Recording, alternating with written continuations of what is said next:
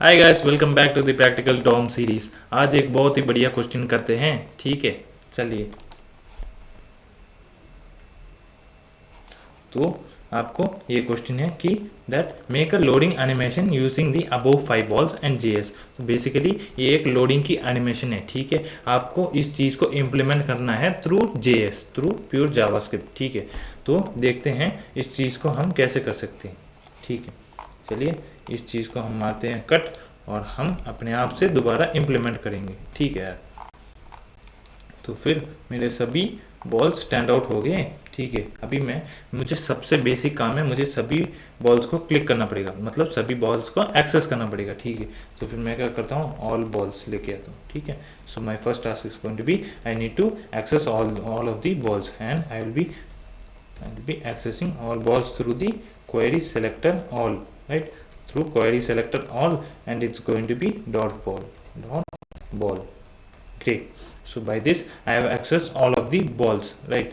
So now we will be achieving this task by a recursive function. Let's see that we need to make this animation recursively. It has to be going on and going on, right? So recursion is going to be the best task for that, right? तो फिर देखते हैं इस चीज़ के पीछे ना क्या logic क्या है कि ये चीज़ आखिर इम्प्लीमेंट करते कैसे हैं। ठीक है, देखते हैं कि इस चीज़ को हम इम्प्लीमेंट कैसे करेंगे। तो यहाँ पे जैसे कि हमने देखा, यहाँ पे हैं 5 बॉल्स। ठीक है, यहाँ पे मैंने डाल दिया 5 बॉल्स। तो इन बॉल्स के ना एक, so this is basically game of evolution. ठीक है, ये बेसिकली एक गेम ऑफ इल्यूशन है।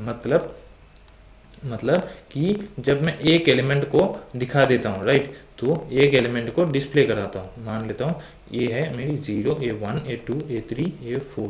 ठीक है, ये 5 बॉल्स है, तो मैं इस फर्स्ट वाले को डिस्प्ले करा देता हूँ। ठीक है, फर्स्ट वन डिस्प्ले करा देता हूँ और फिर इस चीज़ को हाइड करा देता हूँ। ठीक है, तो फिर इस चीज़ को हाइड कराने पे ये एनिमेशन कैसे परफॉर्म होती है देखते हैं। और फिर विड्रॉ करके उसके बाद मुझे इस चीज़ को हाइड करनी होगी। ठीक है, इस चीज़ को हाइड करता हूँ। उसके बाद हम चलते हैं नेक्स्ट वाले पे।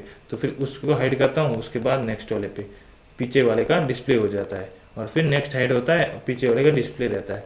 नेक्स्ट हाइड हो जाता है और फिर पीछे वाले का डिस्प्ले रहता है और फिर दोबारा यहाँ से नेक्स्ट हाइड और फिर पीछे वाला डिस्प्ले रहता है।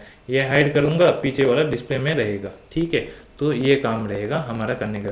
तो ये बेसिकली एक गेम ऑफ इल्यूशन कर देता है, क्योंकि टाइम की स्पीड के साथ हम उसको मान के चलते हैं कि ये एनिमेशन है। ठीक है, फिर देखते हैं इस चीज़ को हम इम्प्लीमेंट कैसे करते हैं, राइट। तो फिर यहाँ पे आते हैं और फिर हम इस चीज़ को रिकर्सिवली करेंगे, क्योंकि हम इस चीज़ को दोहराना चाहते हैं, रिपीटिवली एक एनिमेशन बनाना चाहते हैं। तो फिर मैं क्या करता हूँ, एक फंक्शन बना देता हूँ कि एनिमेट बॉल्स। तो बॉल्स को एनिमेट करता हूँ। So what I will be doing, I will be having the access of card, I will be having current ball over here. So मैं करंट बॉल भेज देता हूँ। तो फिर मैं क्या करता हूँ, इस चीज़ को कॉल करता हूँ। मैं क्या करता हूँ, इस चीज़ को पहले हम फंक्शन लिखते हैं। ठीक है, हम कॉल में इसमें क्या भेजेंगे, ऑल बॉल्स ऑफ 0। बेसिकली 0 मतलब फर्स्ट बॉल को हम भेजेंगे। ठीक है, तो फिर इधर में करंट बॉल आ गया। ठीक है यार, अभी उस गेम ऑफ इल्यूशन को करने के लिए प्रीवियस कार्ड मेरा होगा सॉलिड, मतलब डिस्प्ले हुआ होगा, और फिर करंट कार्ड को मैं कर दूंगा हाइड। वैसे ही नेक्स्ट इंडेक्स पे, ऐसे ही नेक्स्ट इंडेक्स पे, ये एक फ्लो में चलता रहेगा। ठीक है, तो फिर मैं यहाँ पे ले लेता हूँ अपने प्रीवियस कार्ड। तो मेरा प्रीवियस कार्ड क्या बनेगा, तो मैंने यहाँ पे एक वेरिएबल डिक्लेयर कर दिया। ठीक है, एक चीज़ हमें नोटिस करनी चाहिए कि जब जब मेरे प्रीवियस कार्ड क्या होगी, अभी के लिए 1 है मेरा करंट एलिमेंट, 1 हो गया करंट। ठीक है, 1 हो गया मेरा करंट, राइट, 1 है मेरा करंट। तो प्रीवियस होगा of course index 1 minus index 1 minus 1, that is 0। ठीक है, ये है हमारा प्रीवियस, राइट। उसके बाद जब मेरा करंट आएगा 2 पे, तो तब 2 माइनस 1 मेरा होगा प्रीवियस। ठीक है, लेकिन लेकिन लेकिन जब मेरा करंट होगा 0 पे, ठीक है, तो फिर मेरा प्रीवियस 0 माइनस 1, यानी -1 तो नहीं हो सकता, ये है रॉन्ग, राइट। -1 नहीं हो सकता, -1 इज रॉन्ग। सो उसके लिए क्या करूँगा, बॉल्स की लेंथ -1 करूँगा, मतलब मेरा प्रीवियस एलिमेंट ये बनेगा। यहाँ पे इस केस में मेरा प्रीवियस एलिमेंट क्या बनेगा, फोर्थ एलिमेंट, राइट। अगर current element is equal to 0, then my previous has to be 4, right. ठीक है, तो फिर इस कंडीशन के हिसाब से लिखते हैं। तो यहाँ पे मैं लिखता हूँ कि अगर if So here I will be having my current balls index. Sorry, here I will be having not my current ball, basically the index of my current ball, right? From that index will be accessing whichever ball it is. तो यहाँ पे मैं देखता हूँ कि अगर index equal to 0 आता है तो मेरा प्रीवियस कार्ड क्या होगा. अगर इस इंडेक्स इक्वल टू 0 तो previous card will be all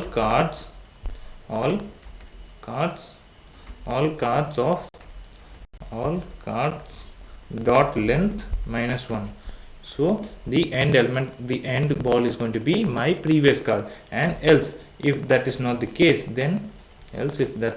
case, then my previous card is going to be my all cards of index -1, the index -1 card. So here I have the access of both my current, so I also need my current card, right? So I will be set my current card.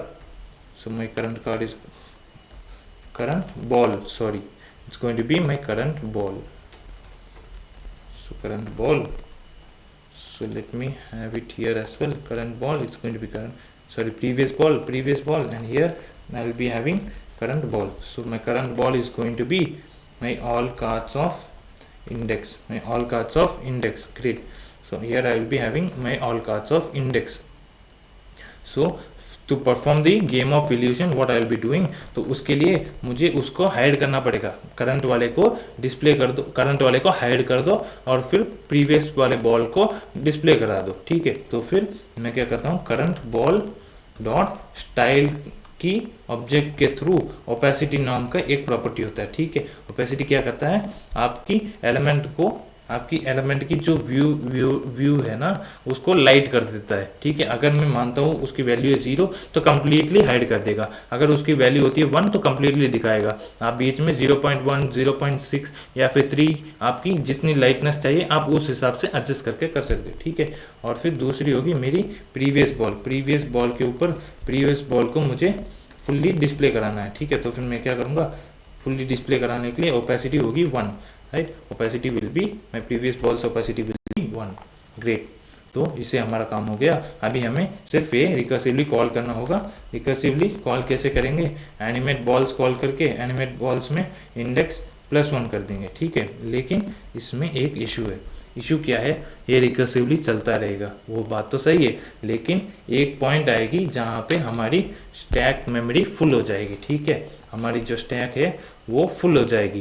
तो उस चीज़ से बचने के लिए, और फिर हमने एक और चीज़ भी इम्प्लीमेंट नहीं की. ठीक है, क्योंकि ये रिकर्सिवली चलने वाला है तो हमारे पास डिले भी नहीं है, राइट. तो एनिमेशन को देखने के लिए हमें कुछ डिले परफॉर्म करना पड़ता है ताकि दिख सकता है animation clearly. So for that what I will be doing, I'll be using set timeout, right.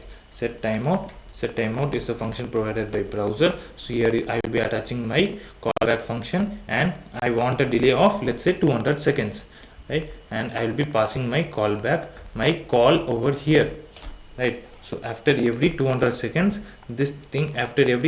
seconds, my callback will be running and my function will be called, right.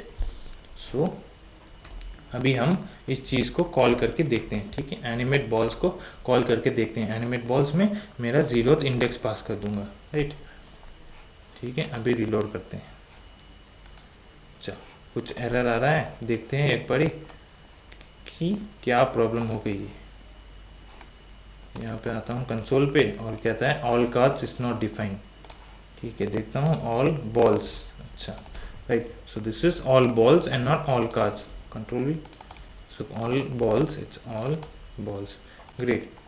तो अभी देखते हैं कि अभी क्या इशू है.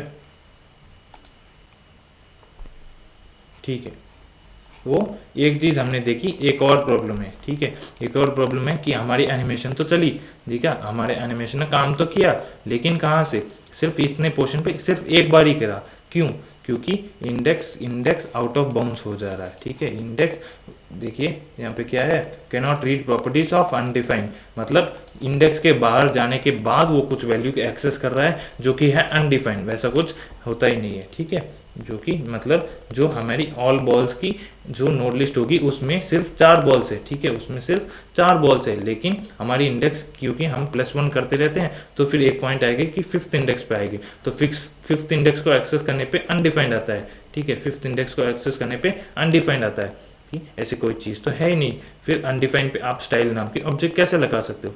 लेकिन हम क्योंकि इस चीज़ को रिकर्सिवली करना चाहते थे और हम अपने रेंज में रखना चाहते हैं, तो हम यूज़ क्या करेंगे, हम यूज़ करेंगे मॉड्यूलो ऑपरेशन का।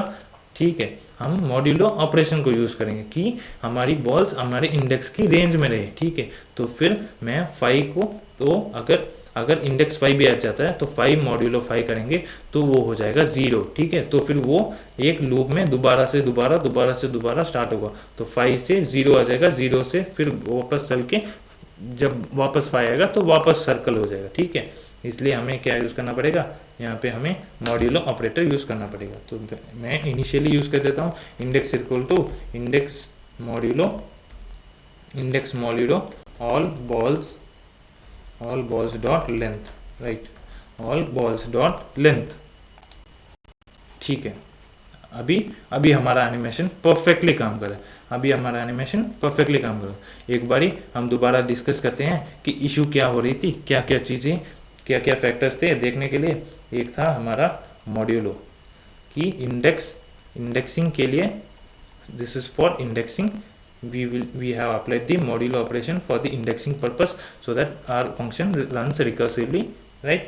And the second one was the issue of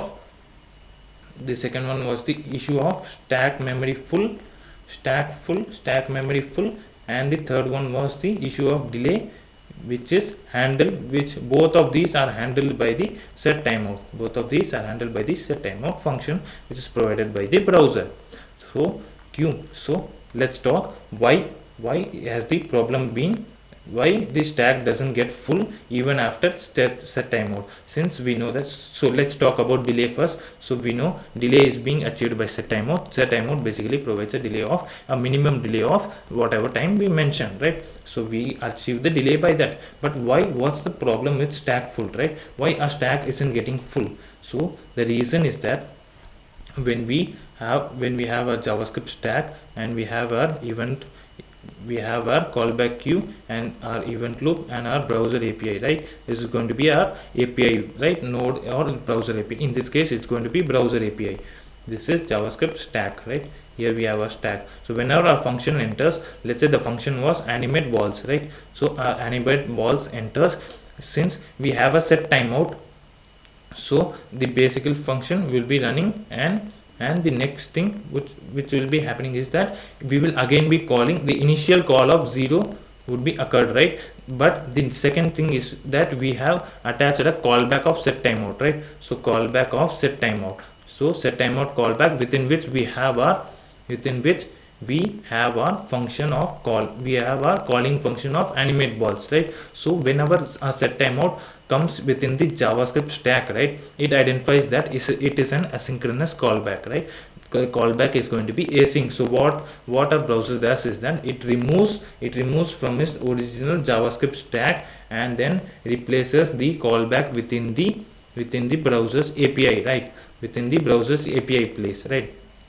So after 200 seconds, so after the async function, since we have a async task of 200 delay, right? 200 seconds delay. So our function will be removed from here and it receives over here, right? And till the 200 seconds passes by, तो उन 200 millisecond, it's not seconds, it's 200 मिलीसेकेंड्स। तो फिर उन 200 millisecond के लिए ये हमारी JavaScript की स्टैक वेट नहीं करने वाली, तो ये चीज़ अपने आप हो जाएगी रिमूव, ये चीज़ फंक्शन कॉल होके यहाँ से हो जाएगी रिमूव, राइट? उसके बाद हमारी स्टैक यहाँ पे रहेगी खाली, ठीक है। और फिर ये कॉल बैक फंक्शन भी खत्म होके यहाँ पे 200, फिर ये यहाँ पे आ जाएगा हमारी इवेंट क्यू में, कॉल बैक क्यू में, और फिर कॉल बैक क्यू से लेके वापस हमारा कॉल लग जाएगा एनिमेट बॉल्स ऑफ 1 का ठीक है। और फिर ये दोबारा जावास्क्रिप्ट स्टैक पे आ जाएगा। अभी ये क्या करेगा, ये फंक्शन एग्जीक्यूट होगा, ये दोबारा जब कॉल करेगा ये कॉल बैक आएगा, ठीक है। ये भी असिंक टास्क है, तो फिर ब्राउज़र क्या करेगा, इसको भी उठा लेगा, इसको उठा के यहाँ पे डाल देगा कि भाई तुम भी 200 मिली सेकेंड्स के लिए एग्जीक्यूट होके आओ। तो फिर ये दोबारा से कॉल बैक टू है, ये फिर ये इस चीज़ को एरेज कर देता हूँ, ये है हमारा कॉल बैक टू, राइट। फिर 200 सेकेंड के बाद ये भी एरेज होके यहाँ पे आएगा, ठीक है। यहाँ पे आएगा कहाँ पे, हमारा कॉल बैक क्यू में, यहाँ पे आके ये जगह भी खाली हो जाएगी, राइट। तो ये जगह खाली होगी, तो ये जगह हमारी स्टैक से हट जाएगी। फिर वापस से इस कॉल बैक टू को यहाँ से उठा के जावास्क्रिप्ट स्टैक में डाल दी जाएगी। सो ये हो गया हमारे एसिंक टास्क इस तरह से। So by this our stack memory never gets full, right. But there's a drawback here as well, that after a very long time, there will come a time where our stack memory will get full, right. So of course this will provide a long time of animation for us, yeah. तो हमने problem की भी बात करी, modular indexing हो गई, stack memory का full का रीजनिंग बता दिया और डिले का भी रीजनिंग हो गया, ठीक है। उम्मीद करता हूँ ये प्रॉब्लम आपको पसंद आया, ठीक है। तो अभी हमारी डॉम की सीरीज यहीं पे ख़त्म होती है, ठीक है। हम आपको प्रैक्टिस करने के लिए ना और भी क्वेश्चंस दे रहे हैं। So you will find a more bunch of questions with in the every videos description link. I hope you will definitely practice through it and get yourself comfortable with the DOM. So let's meet in the next session. Thank you very much.